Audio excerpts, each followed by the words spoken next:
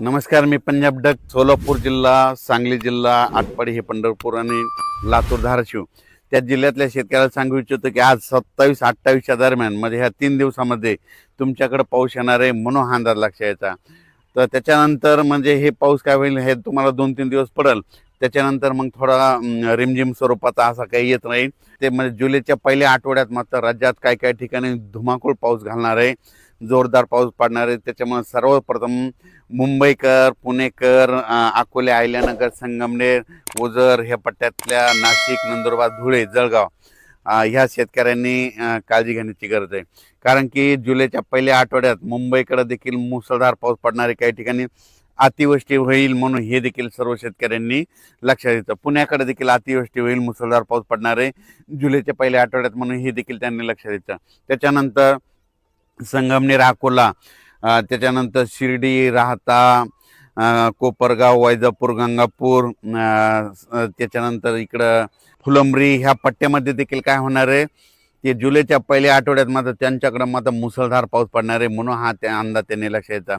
नंदुरबार जिल्ह्यातले शेतकऱ्याचे फोन आले, नंदुरबार, धुळे जिल्हा, तर की आमच्या भागामध्ये काही जिल्ह्यात पाऊस पडला आणि काहीकडे राहायचं. तर नंदुरबार, धुळे आणि उत्तर महाराष्ट्रातल्या शेतकऱ्याला तुम्हाला एक सांगू इच्छितो, तुमच्याकडं पाऊस लेट येणार आहे पण तुमचं मात्र चांगलंच करून जाणार आहे.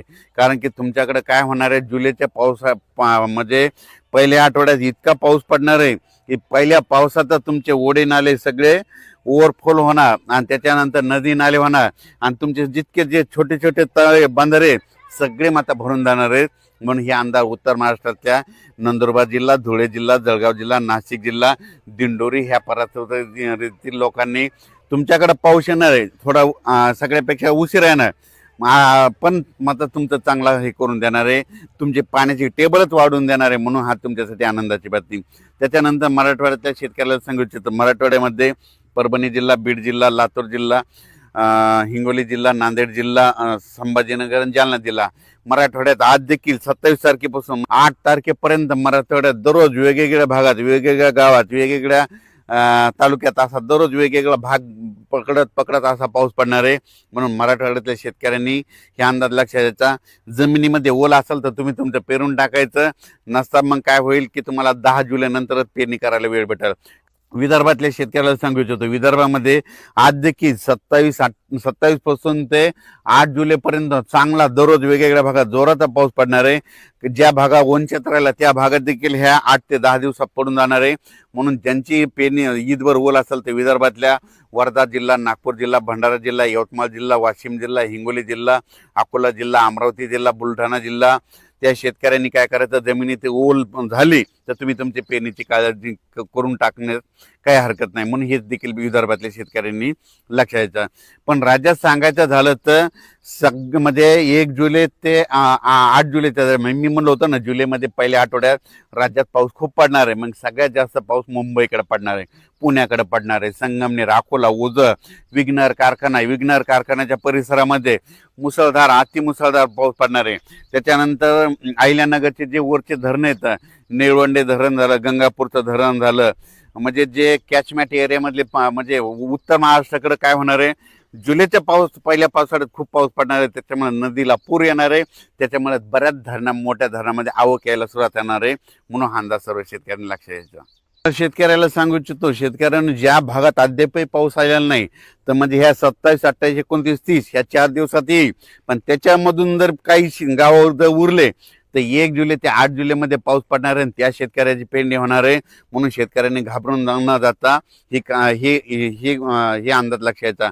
आणि त्याच्यानंतर सोलापूर जिल्ह्यासाठी धाराशिव, लातूर आणि सांगली, बारामती ह्या पट्ट्यातल्या शेतकऱ्याला सांगू इच्छितो, तुमच्याकडं आज बऱ्याच भागात पाऊस पडणार आहे. पण 28, 29, 30च्या दरम्यान पुन्हा काय होणार आहे, आणखीन थोडा भाग कव्हर करणार आहे. पण त्याच्यानंतर काय होईल, नंतर 1 जुलै ते त्याच्यामध्ये सर येत राहतील. तुमच्याकडे जर ईदभर ओल झाले तर तुम्ही तुमचा पेरणीचा निर्णय घेऊ शकता. पण तुम्हाला एक सांगू इच्छितो, म्हणजे पश्चिम महाराष्ट्रातले हे 2-3 जिल्हे आहेत, म्हणजे सांगली जिल्हा, साताराचा अलीकडचा पूर्वेकडला भाग, त्याच्यानंतर सोलापूर जिल्हा, धाराशिव जिल्हा ह्या पट्ट्यातल्या शेतकऱ्याला सांगू इच्छितो की की तुम्ही काय करायचं, जमिनीमध्ये जर ईद बलगोल झाली तर तुम्ही तुमचा पेरणीचा निर्णय घ्यायचा. तुमच्याकडे थोडं पावसाचं झुकतं माप कमी राहणार आहे, पण जास्त पाऊस मात्र उत्तर महाराष्ट्राकडे पडणार आहे. उत्तर कसं असतंय, राज्यातल्या एका भागात जर पाऊस पडायला लागला तर एक भाग थोडा कमी राहतोय, म्हणून हे देखील त्या शेतकऱ्यांनी लक्ष द्यायचं. तर यावेळेस मात्र उत्तर महाराष्ट्रातल्या शेतकऱ्यांसाठी आनंदाची बातमी. नंदुरबार जिल्ह्यातल्या शेतकऱ्याचे फोन आले, आमच्याकडे पाऊस कमी, तर तुमच्याकडे कमी असला तर काय हरकत नाही, पण ह्या म्हणजे 3 दिवसात 1 जुलै ते 10 जुलैमध्ये जे पाऊस येईल ते तुम्हाला खूप म्हणजे सगळ्यात महाराष्ट्रामध्ये जास्त पाऊस पडणार मग तुमच्याकडे राहणार आहे, म्हणून अंदाज लक्षात घ्यायचा. धन्यवाद.